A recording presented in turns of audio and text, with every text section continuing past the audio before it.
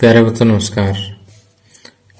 इस video lecture में हम 10वीं कक्षा के विज्ञान का फर्स्ट चैप्टर रासायनिक अभिक्रिया तथा समीकरण की शुरुआत करने जा रहे हैं। तो चैप्टर शुरू करने से पहले मैं आपको बता देता हूं कि हम इस लेक्चर तथा आगे आने वाले लेक्चर्स में इस फर्स्ट चैप्टर की पूरी थ्योरी करेंगे और जो अभ्यास के प्रश्न दिए हुए हैं एनसीईआरटी बुक में उनको भी हम हल करेंगे। इसके अलावा एग्जामिनेशन पॉइंट ऑफ व्यू से जितने भी इम्पोर्टेंट क्वेश्चंस हैं हम यहाँ पर कवर करने की कोशिश करेंगे। और स्टूडेंट्स की सुविधा के लिए जो है मैंने पूरे चैप्टर के नोट्स प्रिपेयर कर दिए हैं और इसका लिंक भी नीचे डिस्क्रिप्शन में दे दिया गया है, तो वहां से आप चाहें तो इसे रीड भी कर सकते हैं और डाउनलोड भी कर सकते हैं। ओके, तो आइए शुरुआत करते हैं। अब देखिए कि सबसे पहला टॉपिक आता है कि रासायनिक अभिक्रिया क्या होती है। रासायनिक अभिक्रिया को समझने के लिए आइए पिछली कक्षाओं में हमने 2 टॉपिक पढ़े थे, उनको मैं फटाफट रिवाइज करवा देता हूं। पहला है भौतिक परिवर्तन और दूसरा है रासायनिक परिवर्तन।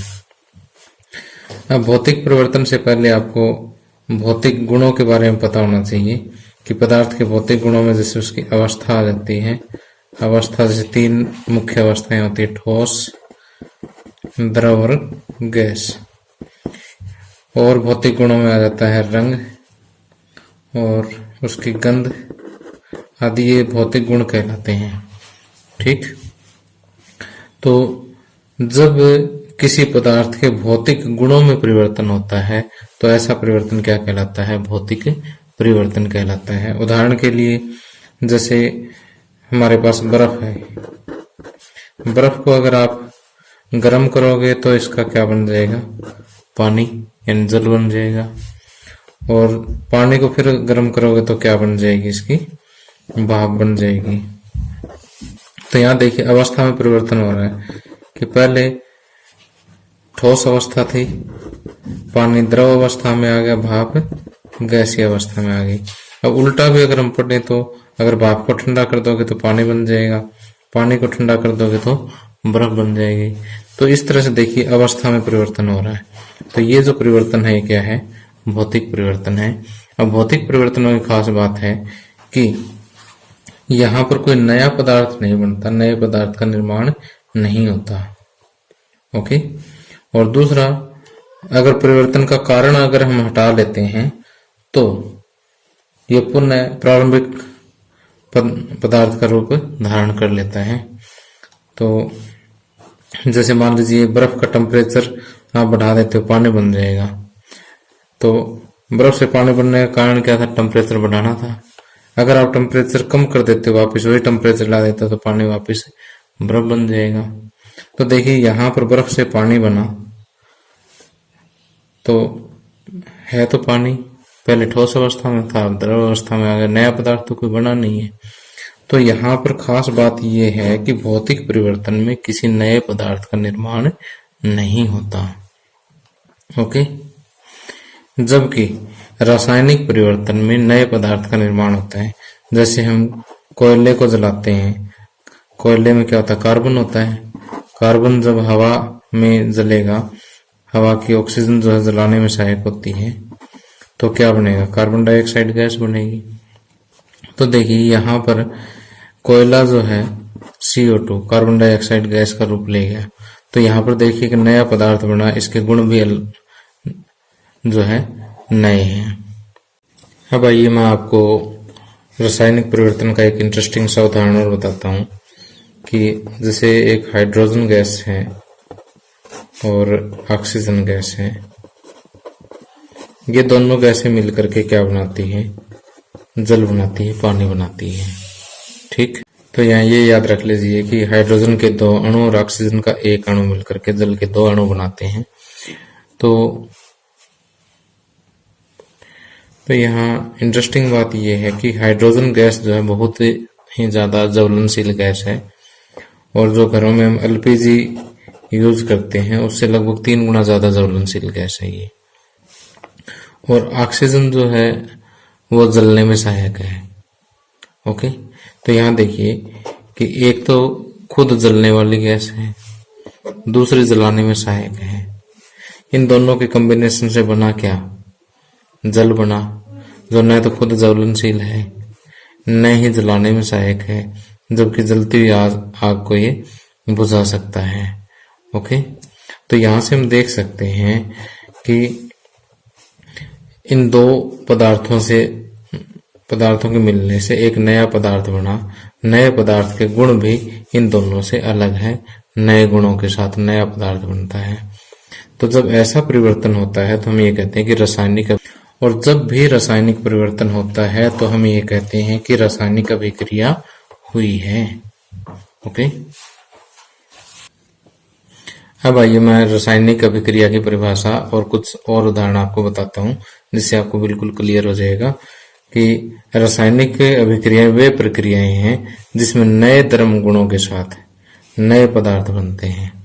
ओके, इसके बाकी उदाहरण जो है, जैसे दूध से दही बनना।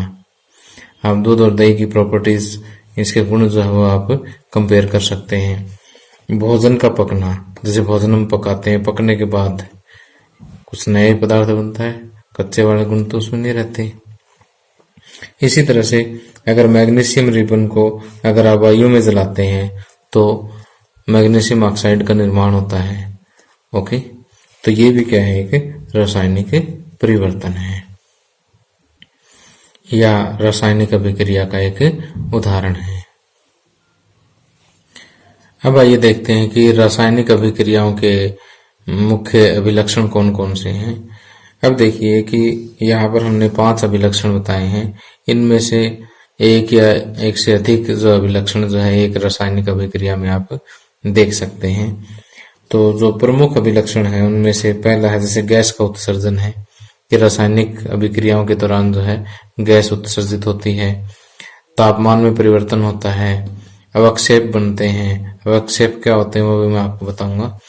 और अवस्था में परिवर्तन हो सकता है और पदार्थ के रंग में भी परिवर्तन हो सकता है। तो इनको मैं उदाहरण के द्वारा समझाता हूँ एक एक चीज को आपको।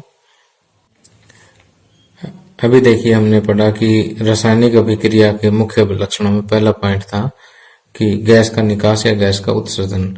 इसको मैं आइए एक उदाहरण के द्वारा समझाता हूँ कि यदि हम इस तरह से एक फ्लास्क के अंदर तन्नु सल्फ्यूरिक अम्ल के अंदर अगर जिंक डाल दें, दानेदार जस्ता डाल दें, तो इनके बीच में अभिक्रिया होती है और वहां से जो है क्या निकलेगा, एक हाइड्रोजन गैस जो है वो निकलेगी। ओके, दूसरा बिंदु हमने पढ़ा था तापमान में परिवर्तन। तापमान में परिवर्तन वैसे बहुत सारे रासायनिक अभिक्रियाओं में होता है, लेकिन मैं आपको एक बिल्कुल सिंपल सा एग्जांपल देता हूँ कि आपने कभी घरों में सफेदी करते हुए देखा होगा कि सफेदी करने से पहले इसको एक मटके के अंदर पानी में भिगो के रखते हैं। ठीक है, सफेदी वैसे क्या होता है, चूना, जैसे घर में व्हाइट वॉश जो हम करते हैं, पानी के अंदर क्या करते हैं, चूना डालते हैं। चूना डालने की थोड़ी देर बाद में आप घड़े को नोट करना कि ये घड़ा जो काफी गर्म हो जाता है और वाटर जो है पूरी तरह से उबलने लगता है। ठीक, तो ये जो चूने और पानी के बीच में जो अभिक्रिया हुई है, ये इसको आप यहाँ पे हाथ रख करके भी, अंदर हाथ नहीं डालना आपने, इसको घड़े को बाहर से टच करके भी आप नोट कर सकते हो कि काफी गर्म हो जाता है। तो यहाँ तापमान में परिवर्तन होता है। ओके, आगे तीसरा मुख्य अभिलक्षण जो रासायनिक अभिक्रियाओं का हमने पढ़ा वो है अवक्षेप का बनना। यह मैं आपको बताऊंगा कि अवक्षेप क्या होता है, उदाहरण के माध्यम से समझाता हूँ आपको कि लेड नाइट्रेट और पोटासियम आयोडाइड, ये हमारे पास दो पदार्थ है। जब हम इन दोनों को आपस में मिलाते हैं तो हमारे पास लेड आयोडाइड नाम का एक नया पदार्थ बनता है। क्या बनता है, लेड आयोडाइड। ठीक, अब लेड आयोडाइड की खास बात है कि ये जो पदार्थ बनता है ये ठोस अवस्था में बनता है और जो यहाँ पर ये विलयन है उसके अंदर घुलता नहीं है। ठीक, तो इस तरह का जो अविलेय, न घुलने वाला जो ठोस पदार्थ बनता है उसको हम क्या कहते हैं, अवक्षेप कहते हैं। ठीक, जो अविलेय ठोस पदार्थ रासायनिक अभिक्रियाओं के दौरान बनते हैं वो क्या कहलाते हैं, अवक्षेप कहलाते हैं। ठीक, तो अवक्षेपों का बनना भी क्या है, रासायनिक अभिक्रिया का एक गुण है।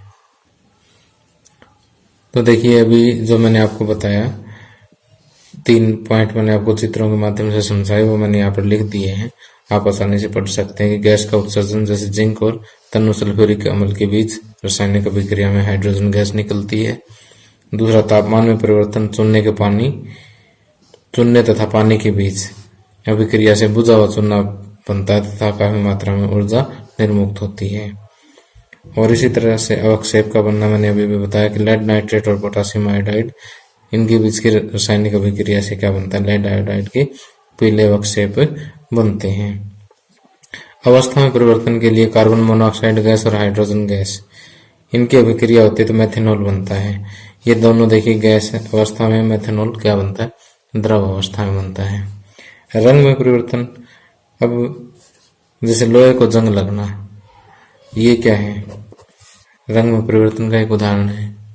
ठीक, लोहा शुरू में एक चमकीली धातु होती है, लेकिन जब उसको जंग लग जाता है तो वो भूरा रंग का एक पदार्थ बन जाता है। तो यहाँ पर आप लोहे का जो मूल कलर है और जंग का कलर, उनमें डिफरेंस भी देख सकते हो। तो देखिए यहाँ रासायनिक अभिक्रियाओं के मैंने 5 मुख्य अभिलक्षण बताए हैं। तो एक बार इनके 500 पॉइंट्स आप अच्छे से याद कर ले, फिर धीरे धीरे इनकी जो उदाहरण है एक एक वो याद रख ले। इन उदाहरणों को देख के आपने घबराना नहीं है, आप थोड़ा सा 1-2 बार मतलब रिमाइंड करोगे तो ये अपने आप याद हो जाएंगे, कोई ज्यादा मुश्किल चीज नहीं है ये। अब अगली परिभाषा आती है कि रासायनिक समीकरण क्या होता है। अब जैसे मैंने आपको रासायनिक अभिक्रिया के उदाहरण में आपको बताया था कि जब मैग्नीशियम रिबन को ऑक्सीजन में जलाया जाता है तो मैग्नीशियम ऑक्साइड का निर्माण होता है। जो वाक्य मैंने अभी बोला, दोबारा से रिपीट कर रहा हूं कि जब मैग्नीशियम रिबन को वायु में जलाया जाता है तो मैग्नीशियम ऑक्साइड का निर्माण होता है। तो ये जो रासायनिक अभिक्रिया है, इसको यदि हम कुछ प्रतीक या सूत्रों द्वारा निरूपित कर दें तो वो एक नई जो एक्सप्रेशन आ जाती है, नया जो निरूपण आ जाता है, वो क्या कहलाता है, रासायनिक समीकरण कहलाता है। जैसे अभी हमने देखा कि मैग्नीशियम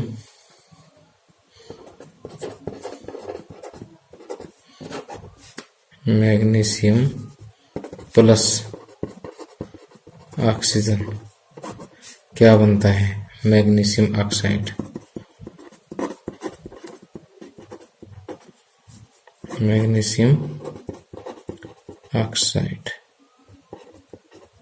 तो ये जो निरूपण हमारे पास आया है, ये क्या है, रासायनिक समीकरण है। इसको हम सिंबल्स के रूप में भी लिख सकते हैं। मैग्नीशियम का सिंबल क्या होता है, Mg होता है, ऑक्सीजन का O2 होता है और मैग्नीशियम ऑक्साइड का MgO होता है।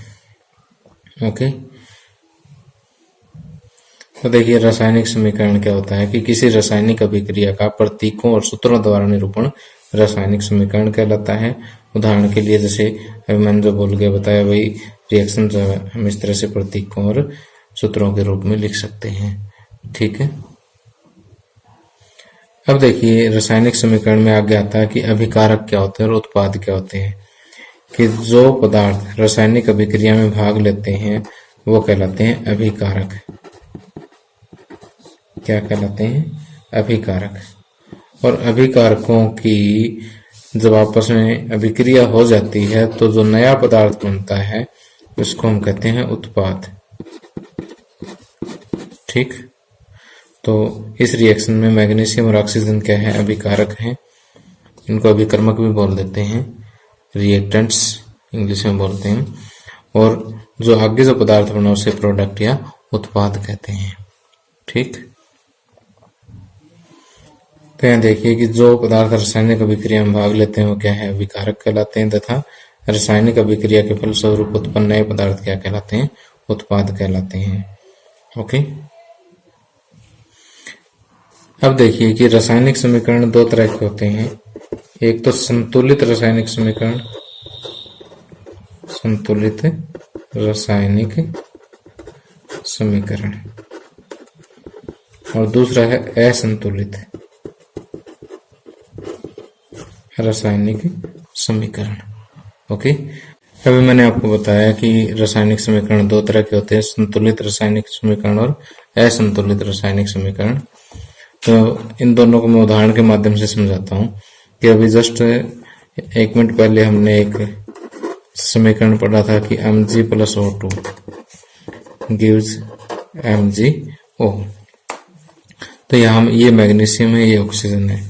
तो यहाँ पर अगर मैग्नीशियम के परमाणुओं की संख्या अगर हम कंपेयर करें तो यहाँ मैग्नीशियम 1 है, यहाँ भी मैग्नीशियम 1 है। लेफ्ट हैंड साइड और राइट हैंड साइड दोनों को कंपेयर करना है, यानी अभिकारकों और उत्पादों में प्रत्येक प्रकार के तत्वों के परमाणु आपने कंपेयर करने हैं। तो मैग्नीशियम तत्व का एक एक परमाणु है, लेकिन ऑक्सीजन का देखिए यहाँ 2 परमाणु हैं और यहाँ ऑक्सीजन का 1 ही है।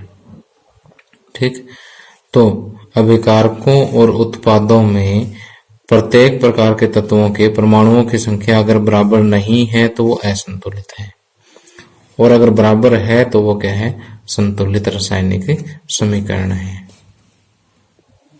अब यहाँ देखिए कि मैंने एक समीकरण लिखा है कि Zn+H2SO4 gives ZnSO4 H2, zinc plus sulphuric अम्ल gives zinc sulphate plus hydrogen. Okay, तो अगर हम यहाँ प्रत्येक प्रकार के तत्वों को कंपेयर करें अभिकारकों और उत्पादों में तो देखिए क्या आता है। अभिकारक में 1 जिंक है, उत्पाद में भी 1 जिंक है, यानी जिंक परमाणु, जिंक जो तत्व है उसके परमाणुओं की संख्या क्या है, बराबर है। अब आगे हाइड्रोजन देखिए, इधर 2 है, यहाँ भी हाइड्रोजन 2 है, सल्फर 1, यहाँ भी सल्फर 1, ऑक्सीजन 4, यहाँ ऑक्सीजन 4। तो इस रासायनिक समीकरण में देखिए कि प्रत्येक प्रकार के तत्वों के परमाणुओं की संख्या अभिकारकों और उत्पादों में क्या है, समान है। तो ऐसा रासायनिक समीकरण क्या कहलाता है, संतुलित रासायनिक समीकरण कहलाता है। तो जो मैंने समझाया वो यहाँ लिख भी दिया है कि ऐसा रासायनिक समीकरण जिसमें अभिकारकों और उत्पादों में प्रत्येक तत्व के परमाणुओं की संख्या बराबर हो, संतुलित रासायनिक समीकरण कहलाता है। उदाहरण मैंने आपको समझाई दिया है। असंतुलित में बाकी सारी लैंग्वेज मैंने वही ट्रेस की है कि ऐसा रासायनिक समीकरण जिसमें अभिकारकों और उत्पादों में से एक या अधिक तत्वों के परमाणुओं की संख्या क्या हो, असमान हो, असंतुलित रासायनिक समीकरण कहलाता है। ठीक, तो यहाँ उदाहरण मैंने आपको पहले समझाई दिया है। तो प्यारे बच्चों, इस वीडियो लेक्चर में इतना ही, और अगले वीडियो लेक्चर में मैं आपको बताऊंगा कि रासायनिक समीकरणों को संतुलित करना आवश्यक क्यों है। वैसे एग्जामिनेशन पॉइंट ऑफ व्यू से भी बहुत इंपॉर्टेंट क्वेश्चन निकलता है, और रासायनिक समीकरण लिखते टाइम जो है हमें किन किन निर्देशों का पालन करना होता है, ठीक है, वो भी हम यहाँ पर पढ़ेंगे। और रासायनिक समीकरण के फायदे क्या क्या हैं, या आपको क्या क्या जानकारी प्रदान करते हैं, ये भी हम अगले लेक्चर में पढ़ेंगे। और इतने जो टॉपिक मैंने अभी बोले हैं और इस लेक्चर में पढ़ाए हैं उसके बेस पर जो अभ्यास के प्रश्न निकलते हैं वो अभ्यास के प्रश्न भी हम अगले लेक्चर में करेंगे। Thank you, have a nice day.